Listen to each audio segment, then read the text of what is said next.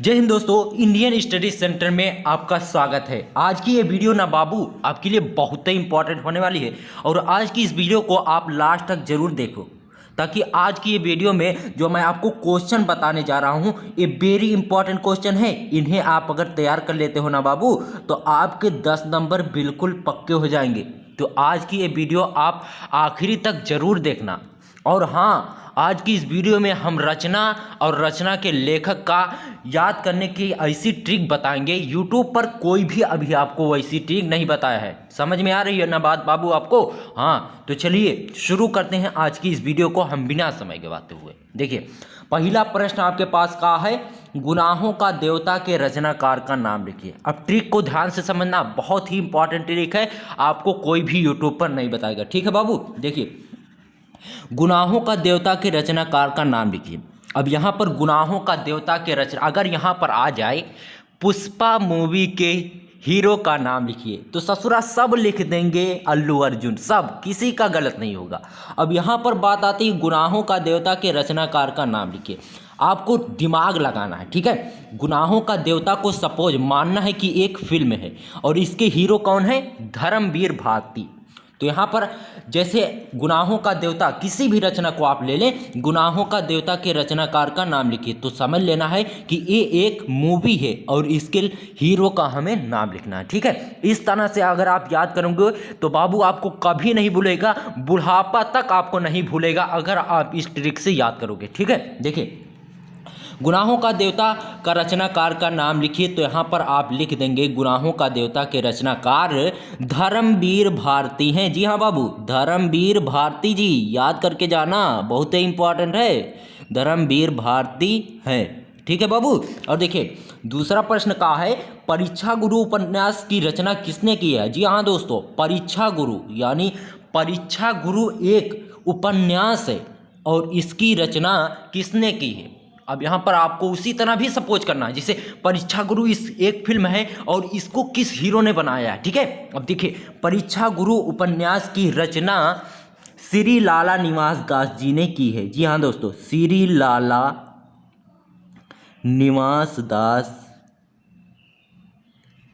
श्री लाला नहीं है बाबू, देखिए लाला श्री निवास दास जी हैं। ठीक है, यहाँ पर श्री लगाना हम भूल गए, आप लगा लेना, आप तो बहुत ही इंटेलिजेंट बंदे लगते हो बाबू। हाँ ठीक है, और देखिए, तितली किसकी रचना? ये तो सबको पता होना चाहिए, तितली जयशंकर प्रसाद जी की रचना है। जी हाँ बाबू, याद करके जाना, बहुत ही इंपॉर्टेंट ये भी है, जयशंकर प्रसाद जी की रचना है। ठीक है बाबू? हाँ, और देखिए, चिंतामणि किसकी रचना है? चिंतामणि ये आचार्य रामचंद्र शुक्ल, जो पहला पार्ट है आपके बुक में, उसी की रचना है। ये आचार्य रामचंद्र शुक्ल जी की रचना ही है चिंतामणि, आचार्य रामचंद्र शुक्ल की रचना है। ठीक है बाबू? और देखिए, किसी एक एकांकीकार का नाम लिखिए, किसी एक एकांकीकार का नाम लिखिए। ये वेरी इंपॉर्टेंट है बाबू, इसे आप तैयार करके जरूर जाइएगा। ठीक है, बात समझ में आ रही है ना? ये वेरी इंपॉर्टेंट क्वेश्चन आज की इस वीडियो में हम बता रहे हैं और इनको अगर आप एक भी अगर नहीं छोड़ते तो आपका 10 में से 8 नंबर आना बिल्कुल श्योर है, ये गारंटी के साथ हम आपसे कह दे रहे हैं। ठीक है बाबू? और देखिए, 6वां प्रश्न क्या है? पांचवा प्रश्न है, किसी एक एकांकीकार का नाम लिखिए। हम आपको 2 बता दे रहे हैं। ठीक है, आप कोई एक लिख देना, डॉक्टर राम कुमार वर्मा, भगवत शरण उपाध्याय। और देखिए, ये भगवत शरण उपाध्याय, इन दोनों को आप तैयार करके जाना, कोई एक लिख देना। और देखिए, 6वां प्रश्न का है बाबू, किसी एक संस्मरण लेखक का नाम लिखिए। किसी एक संस्मरण, संस्मरण एक विधा होती है, जैसे डायरी, एकांकीकार, ये सब अलग अलग विधाएं होती हैं। ठीक है, किसी एक संस्मरण लेखक का नाम लिखिए, जो संस्मरण लिखते हों उनका आपको नाम लिखा। जैसे देखिए, श्री राम शर्मा जी भी संस्मरण लिखते हैं और महादेवी वर्मा भी लिखते हैं। तो यहाँ पर हम एक ही लिखना है, लेकिन हम आपको 2 बता दे रहे हैं ताकि आपको याद करने में आसानी हो। ठीक है बाबू?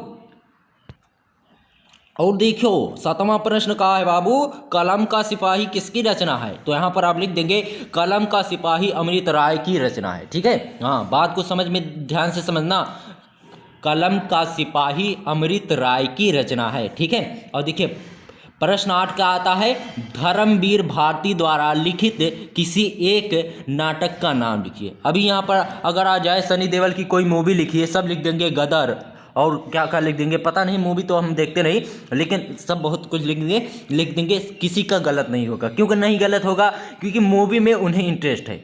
अब पढ़ाई में अगर आप टॉप करना चाहते हो तो इसमें आपको इंटरेस्ट बनाना होगा भाई। इंटरेस्ट कैसे बनाना है, आपको कुछ ट्रिक लगानी होगी जिससे आपका इंटरेस्ट बढ़ सकता है, ठीक है। अभी आप फेसबुक व्हाट्सएप के बारे में किसी से पूछो, ससुरा सब लिख देंगे, पूरी बुक ही भर डालेंगे। लेकिन अभी किसी बुक के किसी टॉपिक पर बात करो, किसी की नानी याद आ जाएंगी, सबकी नानी याद आ जाएगी। लेकिन देखिए, आपको अगर टॉप करना है ना बाबू, सबसे पहले उस विषय में आपको इंटरेस्ट बनानी होगी, तभी आप टॉप कर सकते हैं, ठीक है। और देखिए, धर्मवीर भारती द्वारा लिखित किसी एक नाटक का नाम लिखिए। देखिए अब क्या है, नदी प्यासी थी, अंधा युग, ये सब चीज़ें जैसे लगता है मूवी हैं, तो इन्हें याद करने में आपको बहुत ही आसानी होगी, ठीक है। नदी प्यासी थी किसकी रचना है, धर्मवीर भारती। और अंधा युग ये भी किसकी रचना है, धर्मवीर भारती। और यहाँ पर एक बात आप समझ लीजिए, ये नाटक है, ये दोनों नाटक है। अगर आपसे पूछा जाए किसी एक नाटक का नाम लिखिए तो आप ये लिख सकते हैं नदी प्यासी थी या फिर अंधा युग है, ठीक है बाबू, बात को समझना। और हाँ, ऐसा आपको किसी यूट्यूब पर कोई चैनल नहीं होगा जो आपको इतने आसानी से बताए, ठीक है। और देखिए, प्रश्न 9 का है बाबू, किसी एक कहानी का नाम लिखिए। किसी एक कहानी का नाम लिखना है बाबू। देखिए, पूस की रात, झलमला, इंदुमती, आधी, 4 रचना है, हम आपको बता दे रहे हैं, कोई एक आप लिख देना, ठीक है।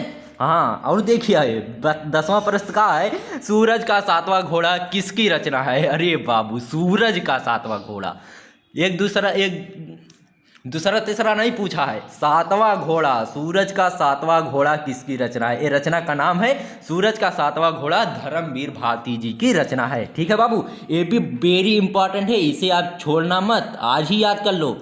सूरज का 7वां घोड़ा धर्मवीर भारती चाचा की रचना है, ठीक है। हाँ, और देखिए प्रश्न 11 क्या है, भारत दुर्दशा के रचनाकार हैं। भारत दुर्दशा यानी भारत की बेहाल हालत के रचनाकार कौन हैं, भारतेंदु हरिश्चंद्र जी हैं। कौन है, भारतेंदु हरिश्चंद्र जी। इसे भी आप तैयार करके जाना है, ये भी वेरी इंपॉर्टेंट है। जो प्रश्न मैं आपको बताया हूँ वो सभी वेरी इंपॉर्टेंट है। अगर आप इन्हें तैयार करके जाते हो ना बाबू, तो 10 नंबर आपकी झोली में है, समझ लेना। हाँ, और देखिए अब 12वां प्रश्न और लास्ट प्रश्न का है, रेखाचित्र साहित्य के किसी एक लेखक का नाम लिखिए। अब देखिए बाबू, रेखाचित्र साहित्य जो होता है उसमें से किसी एक लेखकवा का आपको नामवा लिखना है, ठीक है। तो इसमें नामवा लिखने के लिए आपको क्या करना है, देखिए, चाहे जिसी लेखक का आपको नाम नहीं लिखना, जो रेखाचित्र साहित्य लिखते हो उन्हीं के किसी एक लेखक का नाम लिखना है। अब यहाँ पर कोई आप लिख दीजिएंगे, जैसे लगता है, जैसे आप अगर लिख दें यहाँ पर डॉक्टर राम कुमार वर्मा, तो एकांकीकार हैं, यहाँ पर गलत हो जाएगा ना बाबू। तो यहाँ पर आपको क्या लिखना है, राम वृक्ष बेनीपुरी, ठीक है, क्योंकि ये रेखाचित्र साहित्य के लेखक हैं, ठीक है बाबू। ये सब चीज़ें जो मैं आपको बताया हूँ ये वेरी इंपॉर्टेंट है, इन्हें आप तैयार करके जरूर जाना, ठीक है। हाँ, अगर आप ऐसे तैयार करते हो ना तो आपका ये जो 95% का टारगेट है ना बबुआ, ये बहुत ही आसानी से आपको मिल जाएगा, ठीक है। और अगर आपको टॉप करना है तो सबसे पहले पढ़ाइया में इंटरेस्ट हो आपको बनाना होगा, ठीक है। अभी आप कोई मूवी देखते हो तो मूवी ससुरी आपको 2 घंटे में याद हो जाती है। इसका कारण क्या है बाबू, हम आपको बताते हैं, ठीक है। देखो, आपको मूवी देखना बहुत ही अच्छा लगता है। क्यों अच्छा लगता है, क्योंकि उसमें मनोरंजन होता है, ठीक है। तो आपको अपनी पढ़ाई को भी मनोरंजन की तरह ही पढ़ना है। अब ये नहीं है कि हर चीज़ को आपको मनोरंजन लेकर पढ़ना है, ठीक है। ऐसा आपको नहीं करना बाबू, वरना वहीं पर फेल हो जाओगे आप। फिर मत कहना कि इसे बताया था हमको। हाँ, ठीक है। देखो, मनोरंजन यानी उसमें पहले इंटरेस्ट आपको बनाना है, ठीक है। हाँ, और हाँ, अगर आप इंटरेस्ट के साथ पढ़ोगे तो आपका ये जो 95% पहाड़ लगता है ना बाबू, ये आपको बहुत ही आसान लगेगा और आप सबको सिखाते फिरते रहोगे। हाँ, तो वीडियो अगर आपको पसंद आई हो तो लाइव भी तक टुकुर टुकुर लखत का हो लाइक करो, और हाँ, चैनल को सब्सक्राइब कीजिए जाना, ताकि हमारी वीडियो आपके मोबाइलों पर जाए और आप जल्दी से देखो, ठीक है। हाँ, तो मिलते हैं आपसे किसी और वीडियो में, तब तक के लिए जय हिंद जय भारत। खाना पीना अच्छे से खाना, सो जाना।